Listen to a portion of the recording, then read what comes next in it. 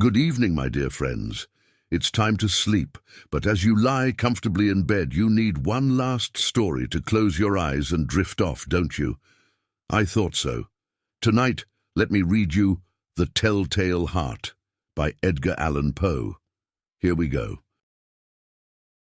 True, nervous, very, very dreadfully nervous I had been and am, but why will you say that I am mad?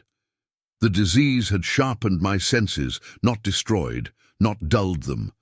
Above all was the sense of hearing acute. I heard all things in the heaven and in the earth. I heard many things in hell. How then am I mad? Hearken, and observe how healthily, how calmly I can tell you the whole story. It is impossible to say how first the idea entered my brain, but once conceived, it haunted me day and night. Object there was none. Passion there was none. I loved the old man. He had never wronged me. He had never given me insult. For his gold I had no desire. I think it was his eye. Yes, it was this. He had the eye of a vulture, a pale blue eye with a film over it. Whenever it fell upon me, my blood ran cold.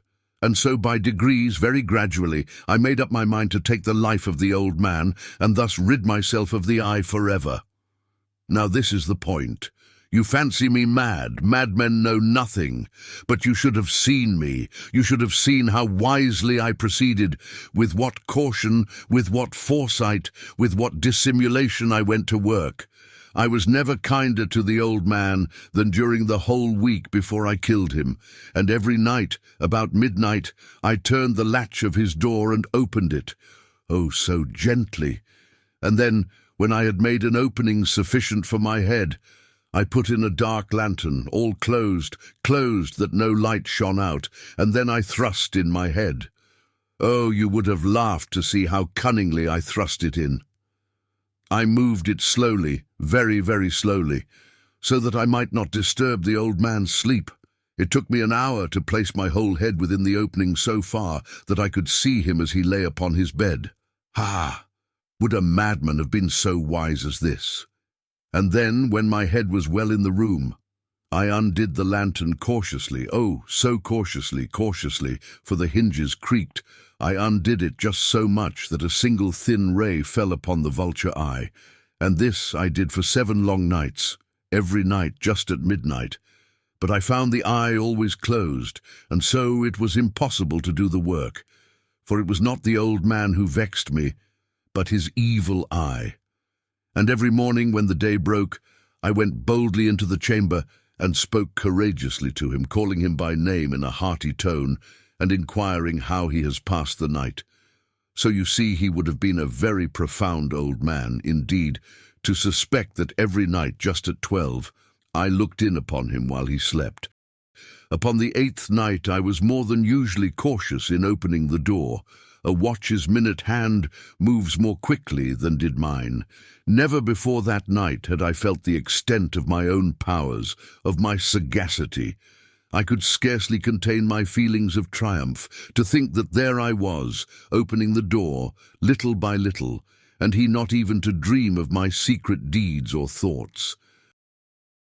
I fairly chuckled at the idea, and perhaps he heard me, for he moved on the bed suddenly as if startled. Now you may think that I drew back, but no. His room was as black as pitch with the thick darkness, for the shutters were close fastened through fear of robbers, and so I knew that he could not see the opening of the door, and I kept pushing it on steadily. I had my head in, and was about to open the lantern when my thumb slipped upon the tin fastening, and the old man sprang up in bed, crying out, "Who's there?" I kept quite still and said nothing. For a whole hour I did not move a muscle, and in the meantime I did not hear him lie down. He was still sitting up in the bed listening, just as I have done, night after night, hearkening to the death watches in the wall. Presently I heard a slight groan, and I knew it was the groan of mortal terror. It was not a groan of pain or of grief. Oh no! It was the low, stifled sound that arises from the bottom of the soul when overcharged with awe.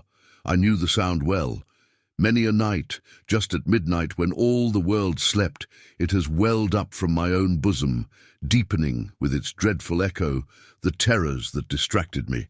I say I knew it well. I knew what the old man felt and pitied him, although I chuckled at heart. I knew that he had been lying awake ever since the first slight noise when he had turned in the bed. His fears had been ever since growing upon him. He had been trying to fancy them causeless, but could not. He had been saying to himself, "It is nothing but the wind in the chimney. It is only a mouse crossing the floor," or "It is merely a cricket which has made a single chirp." Yes, he had been trying to comfort himself with these suppositions, but he had found all in vain, because death, in approaching him, had stalked with his black shadow before him and enveloped the victim. And it was the mournful influence of the unperceived shadow that caused him to feel, although he neither saw nor heard, to feel the presence of my head within the room.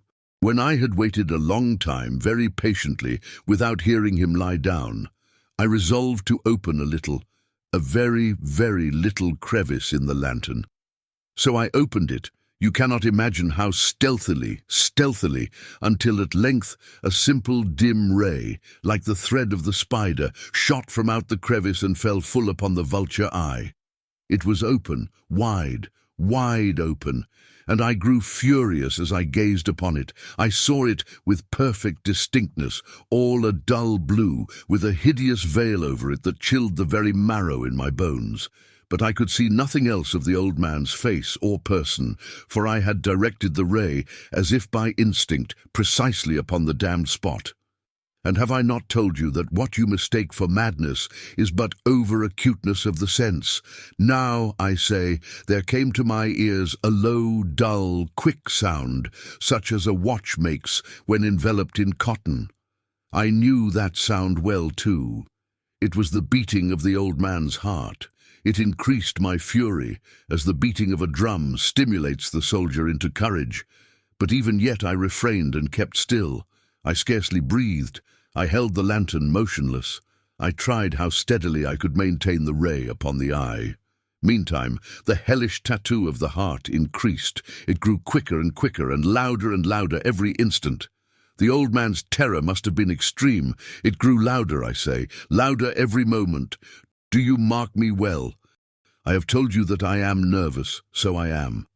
And now, at the dead hour of the night, amid the dreadful silence of that old house, so strange a noise as this excited me to uncontrollable terror. Yet for some minutes longer I refrained and stood still, but the beating grew louder.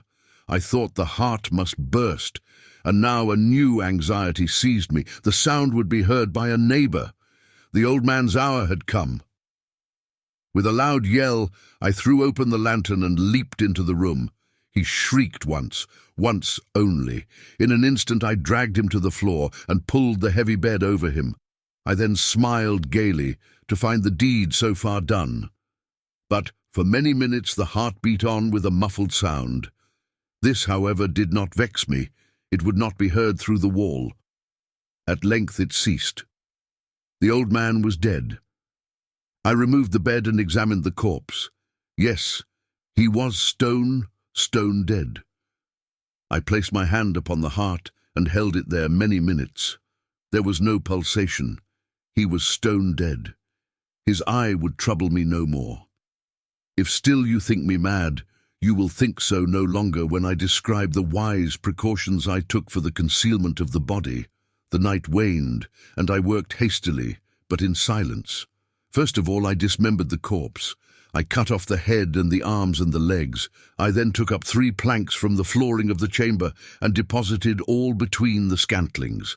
I then replaced the boards so cleverly, so cunningly, that no human eye, not even his, could have detected anything wrong. There was nothing to wash out, no stain of any kind, no blood spot whatever. I had been too wary for that. A tub had caught all. Ha, ha, ha! When I had made an end of these labours, it was 4 o'clock, still dark as midnight. As the bell sounded the hour, there came a knocking at the street door. I went down to open it with a light heart, for what had I now to fear? There entered three men who introduced themselves with perfect suavity as officers of the police. A shriek had been heard by a neighbor during the night. Suspicion of foul play had been aroused. Information had been lodged at the police office, and they, the officers, had been deputed to search the premises. I smiled, for what had I to fear? I bade the gentleman welcome. The shriek, I said, was my own in a dream. The old man I mentioned was absent in the country. I took my visitors all over the house. I bade them search well. I led them at length to his chamber. I showed them his treasures, secure, undisturbed. In the enthusiasm of my confidence, I brought chairs into the room and desired them here to rest from their fatigues, while I myself, in the wild audacity of my perfect triumph, placed my own seat upon the very spot beneath which reposed the corpse of the victim. The officers were satisfied. My manner had convinced them. I was singularly at ease. They sat, and while I answered cheerily, they chatted of familiar things, but ere long I felt myself getting pale and wished them gone. My head ached, and I fancied a ringing in my ears, but still they sat and still chatted. The ringing became more distinct. It continued and became more distinct. I talked more freely to get rid of the feeling, but it continued and gained definiteness until, at length, I found that the noise was not within my ears. No doubt I now grew very pale, but I talked more fluently and with a heightened voice. Yet the sound increased, and what could I do? It was a low, dull, quick sound, much such a sound as a watch makes when enveloped in cotton. I gasped for breath, and yet the officers heard it not. I talked more quickly, more vehemently, but the noise steadily increased. I arose and argued about trifles in a high key and with violent gesticulations, but the noise steadily increased. Why would they not be gone?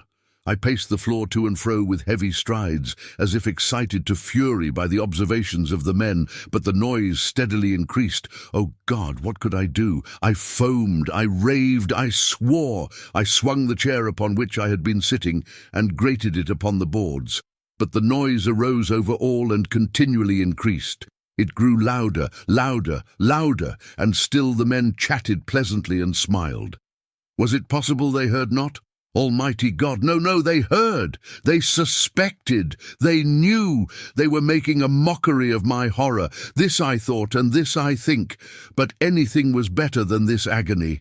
Anything was more tolerable than this derision. I could bear those hypocritical smiles no longer. I felt that I must scream or die, and now, again, hark!